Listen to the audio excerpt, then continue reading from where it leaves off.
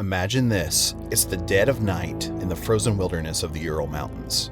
A group of young, experienced hikers huddle in their tent against a howling blizzard. Suddenly, something terrifies them so much that they slash their way out from the inside, fleeing barefoot into the sub-zero cold. They leave behind food, clothes, and their only shelter. Days later, their bodies are found scattered across the snow, some frozen, others crushed, and one missing her tongue. What could drive rational people to abandon safety for certain death? This is the Dyatlov Pass Incident, one of the most chilling unsolved mysteries of the 20th century. Stick around because by the end of this video, you'll be questioning everything you thought you knew about survival, science, and the supernatural. If you're new here, hit that subscribe button and turn on notifications. We dive deep into history's darkest enigmas every week. Let's unravel this frozen puzzle. Our story begins in the winter of 1959, deep in the Soviet Union. The Cold War is raging, but for a group of students from the Ural Polytechnical Institute, adventure calls louder than politics. Leading the pack is 23-year-old Igor Dyatlov, a charismatic engineering student with a passion for the outdoors. He's no novice either. This guy's led multiple expeditions through Russia's harshest terrains. Joining him are 8 others. These weren't amateurs. They were all certified Grade 2 hikers aiming for the elite Grade 3 certification. What was their goal? A 300-kilometer ski trek to Mount Otorten, a remote peak in the northern Urals. The name Otorten in the local Mansi language translates to "don't go there." Ominous foreshadowing? You bet. But these kids were excited. Diaries and photos show them laughing, singing, and documenting every step. The expedition kicks off on January 25, 1959, from the city of Ivdel. They travel by train, truck, and finally skis, pushing through dense forests and biting winds. Yuri Yudin bows out on January 28th due to illness, but not before snapping a final photo of the group. He later said they seemed in high spirits, no signs of trouble. By February 1st, they've set up camp on the slopes of Kholat Syakhl, ironically meaning Dead Mountain in the local Mansi language. But why there? A storm forced them off their planned route. Their last diary entry that day stated, "The snow is falling and we're wondering if we're going to make it to Otorten." They pitch their tent, eat a meal of salami and bread, and settle in for the night. The temperatures continue to plummet to negative 30 degrees Celsius. And then what happens next? No one knows for sure, but here's where the nightmare begins. Sometime after midnight on February 2nd, something goes horribly wrong. The hikers don't just leave their tent, they rip it open from the inside with a knife, scrambling out in panic. Footprints in the snow show 9 sets leading downhill toward a cedar forest about a mile away. They're in socks, barefoot, or light shoes. They didn't bring their coats or hats and actually left them inside the tent. Their boots, axes, cameras, and even a stove with uneaten food were left behind. It's as if they fled from an immediate, unimaginable threat. When they fail to telegram home by February 12th, a search party is launched.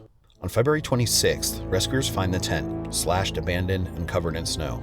Mikhail Sharavin, one of the searchers, later recalled, "We saw the tent was half torn and covered with snow. There were no people nearby." Following the tracks, they discovered the first 2 bodies under a cedar tree, Doroshenko and Krivonishenko frozen in their underwear, huddled by a small fire. The branches surrounding them are broken up to 5 meters high, as if they climbed desperately for wood or to escape something.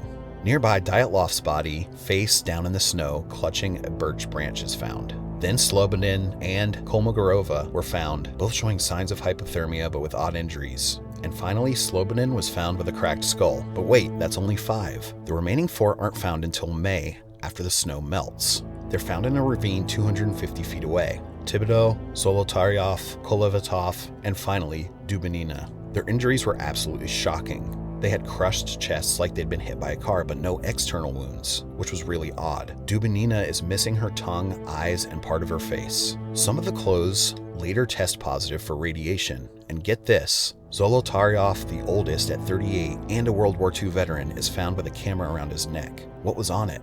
It turns out there were blurry photos of orbs in the sky. UFOs? We'll get to that. The official Soviet investigation hastily concluded with findings that stated that an overwhelming force, which they were not able to overcome, was involved. The case was closed by May of 1959, but the families demanded answers, and the mysteries piled up. Why cut the tent from the inside? Why flee without their gear? Why was there radiation found on the clothing? And why the missing tongue? Was it eaten by animals, or did something more sinister occur? And lastly, some of the bodies found had a strange orange tint to them, almost like they had aged prematurely. Let's dive into the different theories. The first theory is the avalanche theory. For decades, it was dismissed because the slope was only about 15 to 30 degrees, which is typically too gentle for a violent avalanche to occur. But in 2021, Swiss scientists proposed a slab avalanche theory. Picture a hard layer of snow sliding over a weaker one, triggered by wind or the hikers digging into the slope for their tent. It wouldn't bury them, but could injure a few, panicking the group into fleeing, and then hypothermia would do the rest. And what about the ravine bodies that were found some distance away? This theory suggests they fell in while seeking shelter, crushed by snow buildup. And what about the missing tongue? Researchers say it was taken by scavengers post-mortem. This theory, though, inspired by Disney's Frozen animators modeling snow physics, gained traction in National Geographic. But does it explain the radiation or lack of avalanche tracks? And how about the next theory? Military involvement. The Urals at the time were a hotbed for Soviet weapons testing. Theories suggest a missile misfire or parachute mine explosion scared them out, which could explain the radiation found on their clothes if it came from fallout from some sort of missile test. Other witnesses reported fireballs in the sky that night, perhaps rockets from nearby bases. Some say the government covered it up, classifying files until the 1990s. Lev Ivanov, the lead investigator, later admitted he was pressured to blame unknown compelling force to hide the tests. But no debris was found, and why no burns? Another theory suggests it could have been the weather just going wild. Katabatic winds.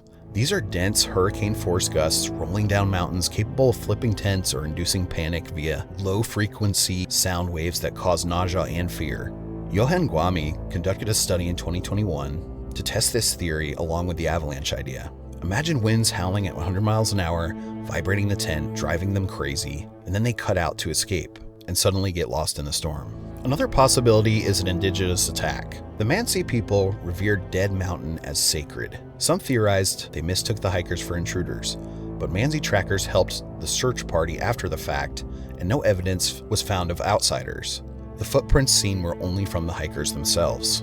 Traditional Mansi lore has a Yeti, or what they call a mink, a Bigfoot-like creature living in the Ural Mountains. A strange photo from the hiker's camera shows a shadowy figure amongst the trees. And with some of the injuries to the bodies being crushed chests, almost like a bear hug, could point in this direction. But then again, Yetis don't explain radiation, now do they? And then finally, what about the UFOs? Those orbs found in the photos on the camera, were they alien craft? Theories claim extraterrestrials experimented on them, causing the orange skin and injuries. Ivanov himself speculated flying spheres were to blame in a 1990 interview. Could it all be part of a Soviet UFO cover-up, kind of like the Russian Roswell? Some even say Zolotaryov was a KGB agent spying on the group, leading to infighting. Some of the hikers' diaries hint at tensions within the group, but nothing violent. Fast forward to today. In 2019, Russia reopened the case, concluding Avalanche as the official reason for the hikers' deaths. But doubts still linger. A 2024 study in the Science History Institute backed the Slab avalanche theory with those wild katabatic winds. It was also discovered that Zolotaryov worked in nuclear cleanup after World War II in the Soviet Union, which could explain some of the radiation found on their clothing. Experts to this day still claim the missing tongue and face are due to scavengers, and the crushed chests can be explained by falling into the ravine under snow weight, equivalent to a car crash. But is it really solved? Many say no. Questions still remain about the orbs, and why the Soviet Union felt the need to classify the files up until the 1990s. The truth is found probably in a mix of all these factors. But the Dyatlov Pass Incident reminds us how fragile we are against the unknown. 9 lives lost, frozen in time. What do you think happened? Avalanche, conspiracy, or something otherworldly? Drop your theories in the comments below, and I'll pin the most intriguing one. If this topic chilled you to the bone, like and share for more mysteries. Thanks for watching, stay curious, and I'll see you on the next one.